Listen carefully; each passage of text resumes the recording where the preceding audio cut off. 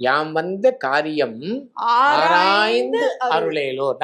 நான் கேட்டு சரி நீ வந்த கேட்ட கொடுக்க கூடாது. அதனாலதான் என்ன நம்ம எல்லாம் புரிஞ்சுக்கணும்னா, நாங்க கேட்கிறோம், அதை ஆராய்ந்து பாரு.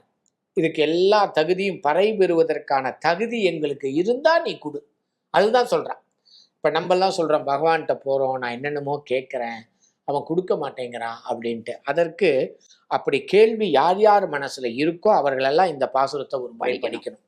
ஏன்னா நீங்க கேட்கறது உங்களுடைய உரிமை. இறைவன்கிட்ட கேட்காம யார்கிட்ட கேட்க போறோம். ஆனால் அது வந்தா நமக்கு தாங்க முடியுமா, நம்மளால எடுத்துக்க முடியுமா அப்படிங்கறதெல்லாம் ஆராய்ந்து. எப்படின்னா, கங்கைய பாகீரதன் வர வச்சுட்டான். பூமிக்கு வந்துடுன்னு கேட்டா கங்கை கிளம்பி வந்துட்டான். அப்ப பரமேஸ்வரன் ஆராயறன், இந்த கங்கை இதே வேகத்தோட பூமிக்கு வந்தா பூமி தாங்குமா, தாங்காதுன்னு சொல்லிட்டு தன்னுடைய சிரசுல வாங்கி தேவையான அளவுக்கு இன்னைக்கும் கொடுத்துட்டு இருக்கார். அதே மாதிரி நம்ம போய் பகவான்கிட்ட கேட்கும் பொழுது அவனுக்கு இவனால எவ்வளவு தாங்க முடியும், இவனுக்கு எவ்வளவு எலிஜிபிலிட்டி இருக்கு, எல்லாத்தையும் ஆராய்ந்து பார்த்து அவன் நமக்கு கொடுப்பான்.